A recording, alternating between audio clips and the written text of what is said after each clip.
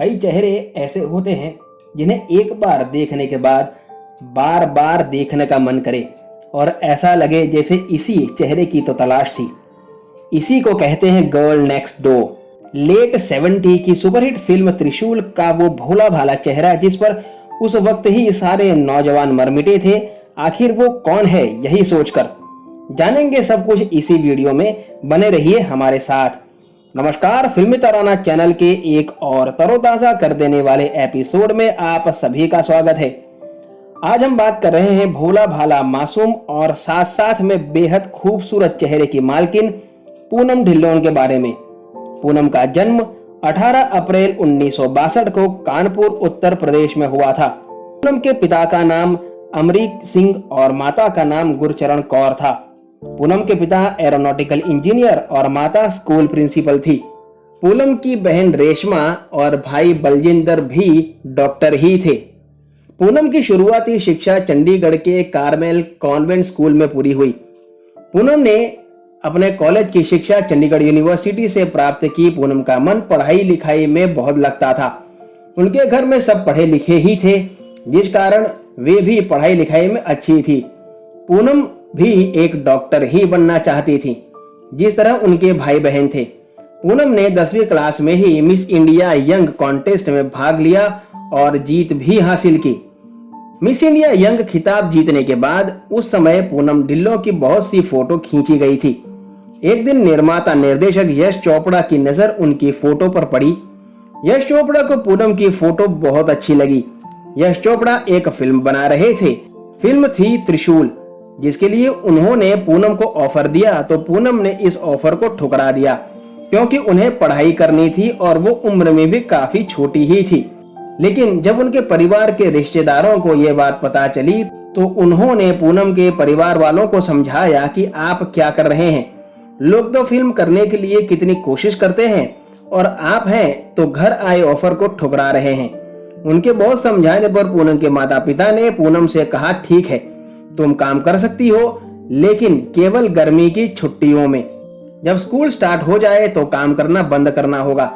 माता पिता की ये शर्त पर पूनम ने फिल्म त्रिशूल में काम करने की हामी भर दी। तो इस तरह से पूनम की 1978 में आई फिल्म त्रिशूल उनकी पहली फिल्म रही। फिल्म त्रिशूल में अमिताभ बच्चन, शशि कपूर, संजीव कुमार जैसे बड़े अभिनेताओं के साथ में पूनम ने काम किया।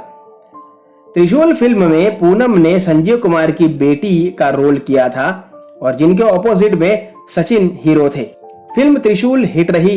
अब तो पूनम के पास ऑफर ही ऑफर थी, लेकिन पूनम ने मना कर दिया, क्योंकि वे केवल शर्त पर ही काम कर रही थी, केवल छुट्टियों में काम कर सकती थी। पूनम को तैयारी करनी थी डॉक्टर बनने के लिए, मेडिकल परीक्षा पास करने की। पूनम के भाई ने पूनम को बहुत समझाया, तब कहीं जाकर पूनम ने यश चोपड़ा की फिल्म नूरी में काम करने की हामी भरी। फिल्म नूरी ने बहुत सफलता हासिल की। इस फिल्म के गीत भी खूब चले। जब यह फिल्म हिट हो गई तो पूनम ने फैसला किया कि अब वे अभिनेत्री ही बनेंगी।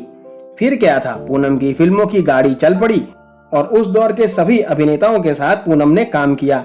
राजेश खन्ना के साथ रेड रोज, जितेंद्र के साथ निशाना, रणधीर कपूर के साथ बीबी और बीबी और बहुत सारे बड़े बड़े अभिनेताओं के साथ में बहुत सी फिल्में, लेकिन उनमें से कुछ फिल्में फ्लॉप रहीं। पूनम की जब ये फिल्में फ्लॉप हो गई तो उन्हें काफी दुख हुआ, लेकिन उन्होंने ये सोचा कि हर फिल्म तो हिट होने वाली नहीं है, इसलिए फिल्मों की गाड़ी तो लगातार चलती ही रहनी चाहिए। पूनम की अगली फिल्म तेरी कसम काफी हिट गई और उसी के साथ साथ उनकी फिल्म दर्द भी हिट रही। अब तो पूनम एक के बाद एक सीढ़ियां आगे चढ़ती चली गई और एक के बाद एक हिट फिल्म देती रही। उस समय के सभी बड़े स्टारों के साथ पूनम ने काम किया, जिसमें बहुत बड़े बड़े स्टार जैसे राजेश खन्ना, शशि कपूर, रणधीर कपूर, अमिताभ बच्चन, संजीव कुमार, जितेंद्र सभी शामिल हैं।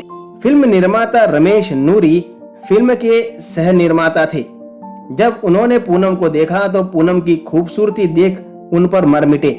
रमेश को पूनम पहली नजर में ही भा गई, लेकिन रमेश चाहते थे कि पहले पूनम से दोस्ती की जाए, फिर जब वे दोस्त बन जाएंगे तब उनसे अपना हाले दिल बयां करेंगे। हुआ भी ऐसे ही। पूनम और रमेश अच्छे दोस्त बन गए, लेकिन रमेश कभी भी अपने दिल का हाल नहीं बयां कर सके, या यूं कहें कि उन्हें मौका ही नहीं मिला। जबकि पूनम के लिए वे एक अच्छे दोस्त ही थे। लेकिन मीडिया वालों ने झूठी अफवाह उड़ा दी कि पूनम और रमेश ने सगाई कर ली है, परंतु इस अफवाह पर भी दोनों ने चुप रहना ही सही समझा। और जब एक दिन फिल्म मैगजीन में यश चोपड़ा और पूनम ढिल्लों की तस्वीर छपी तो मीडिया ने यह अफवाह उड़ा दी कि यश चोपड़ा और पूनम ढिल्लों एक दूसरे को डेट कर रहे हैं। हुआ यूं था कि जब पूनम नई नई फिल्म इंडस्ट्री में आई थी तो यश चोपड़ा ने उन्हें रहने के लिए अपने घर में कमरा दिया था, क्योंकि यश पूनम को अच्छे से जानते थे और उन्हें पता था कि यह शहर उनके लिए अनजान है, तो उनके साथ में रहना ही उनके लिए सही होगा। पूनम को यश चोपड़ा सेट पर भी साथ में ही ले जाया करते थे, जिस वजह से दोनों अक्सर साथ में ही दिखाई देते थे। लेकिन मीडिया को तो कुछ ना कुछ मसाला ही चाहिए। आखिरकार कुछ दिनों के बाद इस रिश्ते पर भी ब्रेक लग गया। जब पूनम ने अपना घर ले लिया 1980 के समय पूनम का करियर टॉप पर था। इस साल एक फिल्म की शूटिंग के समय पूनम की मुलाकात निर्माता निर्देशक राज सिप्पी से हुई। यह पहली बार था जब पूनम को राज से प्यार हो गया। राज को भी पूनम से प्यार हो गया। पूनम थी ही इतनी खूबसूरत कि किसी को भी उनसे प्यार हो जाए। इन दोनों का प्यार उन दिनों फिल्म इंडस्ट्री की सुर्खियां बन गया। पूनम राज से शादी करना चाहती थी, जबकि राज शादीशुदा थे। इसके बावजूद भी पूनम चाहती थी कि राज अपनी पत्नी को तलाक दे दें और उनसे शादी कर लें। राज भी पूनम से शादी करना चाहते थे, लेकिन वे अपनी पत्नी से बहुत प्यार करते थे। जब पूनम को यह समझ आ गया कि राज उनके साथ सिर्फ टाइम पास कर रहे हैं, तब पूनम ने उनसे मेल जोल बंद कर दिया। पूनम राज से तो अलग हो चुकी थी, लेकिन अंदर से पूरी तरह से टूट चुकी थी। और तभी अचानक 1988 में पूनम के पिता इस दुनिया से चल बसे।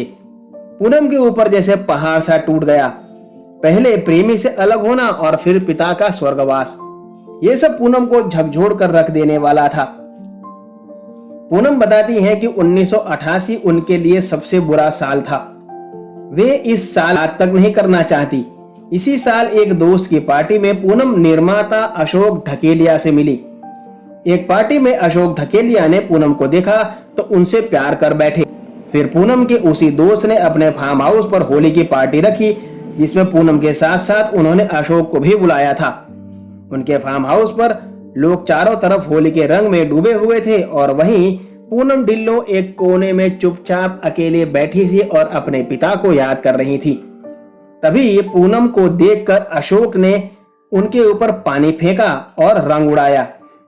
ये अंदाज पूनम को बहुत पसंद आया और पूनम भी खुश होकर उनके ऊपर पानी उड़ेलने लगी। फिर एक दिन अशोक ने पूनम के सामने शादी करने की बात कही और पूनम भी पिछले रिश्ते से टूटी हुई थी, तो उन्होंने ये रिश्ता कबूल कर लिया। फिर 1988 में पूनम और अशोक शादी के बंधन में बंध गए। शादी के बाद पूनम फिल्मों में कम नजर आती थी। पूनम की आखिरी फिल्म 1992 की विरोधी थी।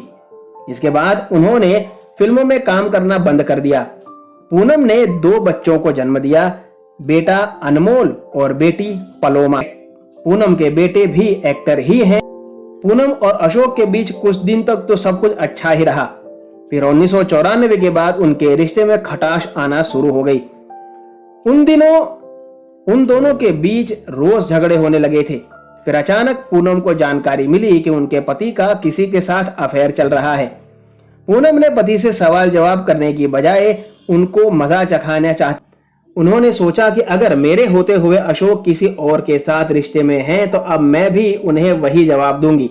पूनम ने हांगकांग के बिजनेसमैन कीकू के साथ रिश्ते बना लिए। जब अशोक को यह जानकारी हुई तो उन दोनों के बीच में झगड़े और भी बढ़े और 1997 में दोनों का तलाक ही हो गया। पूनम अब फिर से फिल्मों में वापसी करना चाहती थी और उन्होंने फिल्म जुदाई से फिल्म इंडस्ट्री में वापसी की। पूनम ने छोटे पर्दे पर 1995 से काम करना शुरू कर दिया था। उनका पहला टीवी सीरियल था अंदाज। उन्होंने 2002 से 2004 तक किटी पार्टी में मंजू के किरदार में नजर आई थी। 2009 में बिग बॉस सीजन 3 में कंटेस्टेंट के रूप में नजर आई और रनर अप रही। 2013 में टीवी सीरियल एक नई पहचान में काम किया। फिर 2014 में कपिल शर्मा शो में धर्मेंद्र के साथ आई और 2018 में दिल ही तो है सीरियल में काम किया। 2021 में पद्मिनी कोल्हापुरी के साथ फिर से वे कपिल शर्मा शो में नजर आई थी। पूनम ढिल्लों ने ही बॉलीवुड में मेकअप कार यानी कि वैनिटी वैन की शुरुआत की थी। पूनम ने वैनिटी नाम की कंपनी भी शुरू की जो बॉलीवुड के कलाकारों को वैनिटी वैन देती है। पूनम को फिल्म नूरी के लिए बेस्ट एक्ट्रेस का नॉमिनेशन मिला था। साल 2015 में सीरियल नई पहचान के लिए बेस्ट टेली अवार्ड भी पूनम ढिल्लों को मिल चुका है। पूनम आज भी छोटे पर्दे पर और वेब सीरीज में काम करती हैं। पूनम ढिल्लों 63 साल की हो चुकी हैं और उनकी हाल की परिस्थिति की बात करें तो उन्हें किसी के सहारे की जरूरत नहीं। जहां तक पैसों का सवाल है, वे खुद आज भी अच्छे पैसे कमा लेती हैं, पर उनकी परवरिश ही कुछ इस तरीके की हुई है कि उन्हें खुद के लिए किसी के आगे हाथ फैलाने की या सहारा मांगने की जरूरत नहीं। ऐसी दमदार और खूबसूरत अदाकारा के लिए ही ब्यूटी विद ब्रेन शब्द यूज किया जाता है। फिल्मी तराना चैनल का पूनम ढिल्लों को सलाम। अगर जानकारी देने में कोई कमी रह गई हो तो जरूर कमेंट बॉक्स में मार्गदर्शन दीजिएगा, और अगर वीडियो जरा सा भी पसंद आया हो या हमारी मेहनत थोड़ी भी पसंद आई हो तो वीडियो को लाइक जरूर कर दीजिएगा। फिल्मी तराना चैनल के साथ बने रहने के लिए आपका खूब खूब धन्यवाद। आपसे मुलाकात होगी जल्द एक और बेहतरीन पेशकश के साथ।